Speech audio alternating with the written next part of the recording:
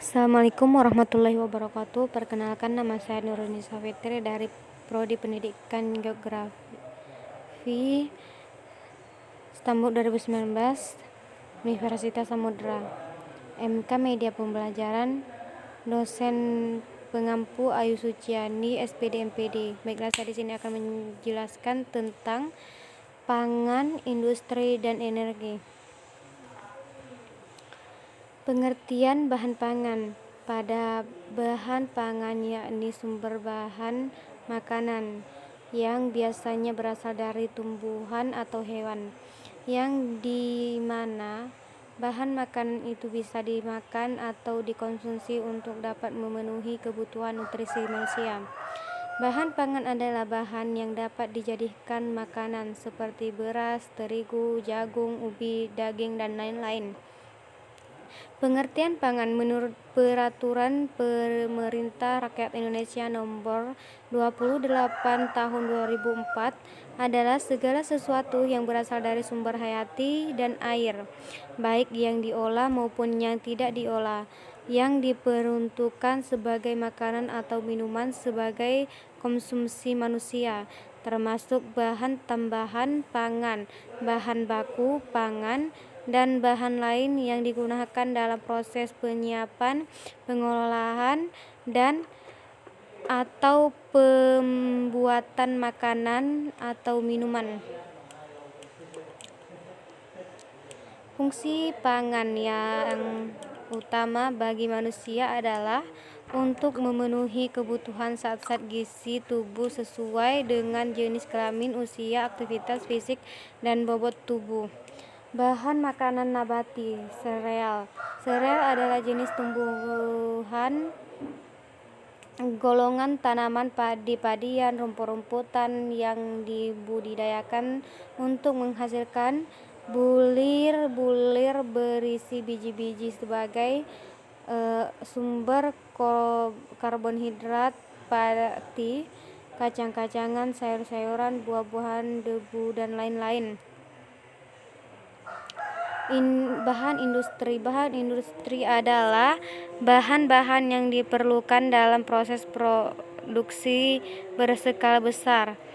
Menurut Undang-Undang Nomor 5 Tahun 1984, industri didefinisikan sebagai kegiatan ekonomi yang mengelola bahan mentah, bahan baku, barang setengah jadi, dan atau barang jadi menjadi barang dengan nilai yang lebih tinggi.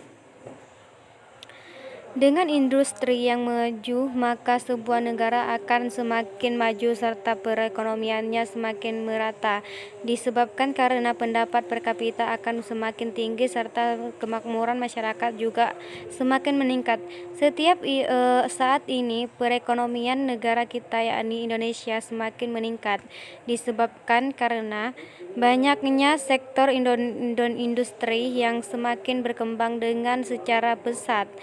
Semakin banyak industri, maka semakin banyak juga penyerapan tenaga kerja, serta akan mengurangkan pengangguran. Manfaat industri. Di bawah ini merupakan beberapa manfaat industri yang bisa didapatkan. Berdasarkan tempat bahan bakunya. Dengan berdasarkan tempat bahan bakunya, pengelompokan industri ini diantaranya sebagai berikut. 1. Industri ekstraktif. Industri jenis ini mengambil bahan baku yang langsung dari alam sekitarnya, biasanya tanpa diolah terlebih dahulu, sehingga akan langsung memiliki nilai jual, seperti contohnya perkebunan, perikanan, pertambangan, pertanian, dan lain-lain. 2. Industri non-ekstraktif. Industri yang mengambil bahan baku dari tempat lain atau juga bahan baku untuk produksinya mengambil dari hasil industri lain, seperti contoh industri kain serta kayu lapis. 3. Industri fasilitatif. Industri yang mana produknya itu berbentuk jasa yang dijual kepada konsumen, sehingga konsumen merasa terpuaskan, seperti contohnya transportasi, ekspedisi, asuransi, dan lain-lain. B. Berdasarkan besar kecilnya modal berdasarkan besar kecilnya model industri ini dikelompokkan menjadi industri padat, aktivitas atau kegiatan operasionalnya. Energi alternatif adalah sebuah inovasi energi yang menggantikan energi utama.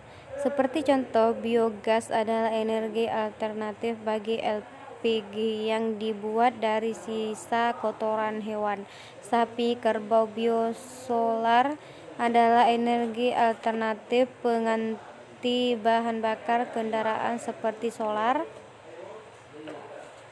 Macam dan bentuk energi yang paling besar adalah energi matahari. Energi panas dari sinar matahari memiliki banyak manfaat bagi kehidupan di muka bumi ini.